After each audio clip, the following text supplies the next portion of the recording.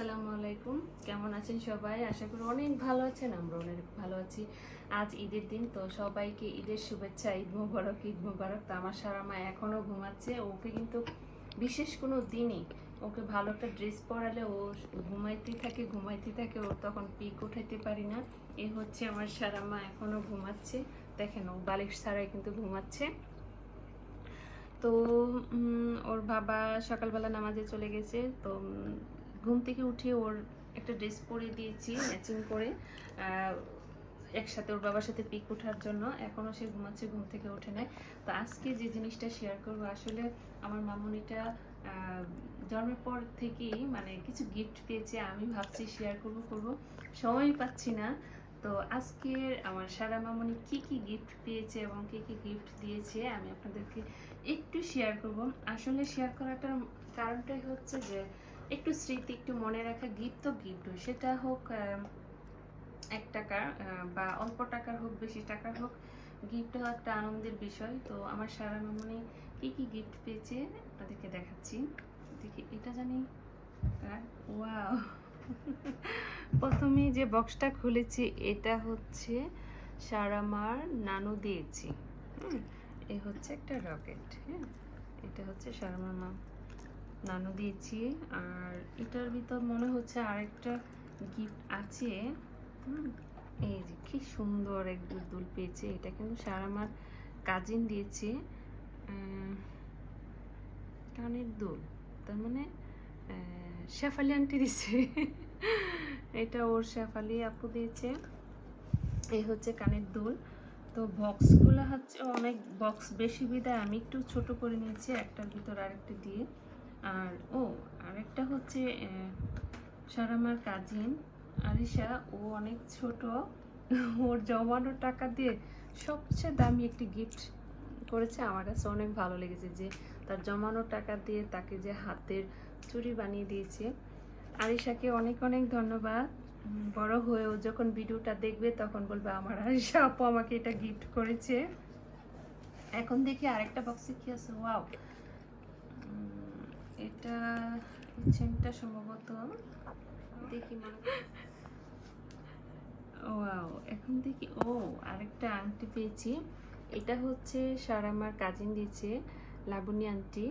আরও গিফট একটা বক্স দিয়েছিল, ওই ভিডিওটা আপনাদের সাথে আমি শেয়ার করেছিলাম। আন্টিকে অনেক ধন্যবাদ আমার মেয়েকে এত সুন্দর একটা গিফট করার জন্য। এখন দেখি আরেকটা চেন। এটা হচ্ছে সারামার দাদু দিয়েছিল আমার বিয়ের পর। আমি যখন বাড়িতে আসছি তখন আমাকে এই চেনটা দিয়ে বরণ করেছিল। আর এটা হচ্ছে সারামার ছোট ফুপি। আসলে ওর ছোট ফুপি ওকে অনেক আদর করে, অনেক কেয়ার করে। আপুকে অনেক ধন্যবাদ, আর তার ফুপাকে অনেক ধন্যবাদ যে এত সুন্দর একটা গিফট করার জন্য। তারপর হচ্ছে যে আমরা অন্য একটা বক্সে, এটা হচ্ছে সারামার আরেক ফুপি, মেজু ফুপি। এটা তার মেজু ফুপি দিয়েছে, নীলু আপুকে অনেক ধন্যবাদ। আর সারামার হুপাকে অনেক ধন্যবাদ আমার মেয়েকে এত সুন্দর একটা চেন গিফট করার জন্য। ওয়াও, এটা জানি কে দিছে। উফো, আমি তো ওই গিফট একটু এলোমেলো করে ফেলেছি। এটা দিয়েছে লাবণী না শেফালি আন্টি, সারামার কাজিন। আর ওই কানের দুলটা মামা দিয়েছে, আমার শাশুড়ির ভাই, মানে আমাদের মামা শ্বশুর, সারামার নানা হয়। আর এটা দিয়েছে শেফালি আন্টি। আন্টিকে অনেক ধন্যবাদ। এখন যাই আমি আরেকটা গিফটে বক্সে। এই হচ্ছে আরেকটা চেন। এটা হচ্ছে সারামার বড় হুপি। ও আসার পরে ওর বড় হুপি গিফটটা আগে পেয়েছি। আচ্ছা, সারামার দাদু যে গিফট করছে ও চেন কই? ও চেনটা কোথায় রাখলাম? সারামার দাদু একটা গিফট করেছে চেন। আচ্ছা, এখন দেখতেছি চেনটা কোথায় আছে। এটা হচ্ছে সারামার দাদু দিয়েছে। তো সরি, এটা সারামার বড় ফুপি দিয়েছে। আপুকে অনেক অনেক ধন্যবাদ। আসলে বড় বোন তো বড় বোনই থাকে। আপা যেমন আমাদের পরিবারের সবার একটা অভিভাবক, এবং আমাদেরকে সবসময় ছায়ার মতন রাখে এবং পরামর্শ দেয়। তো আপাও হজে গিয়েছে, আপার জন্য সবাই দোয়া করবেন। তো তারা যাতে সুন্দরভাবে সলিউশনভাবে আসতে পারে। তো এখন ওনার সারা দাদুর গিফট আরও 3টা গিফট রয়েছে, একটু শেয়ার করতেছি।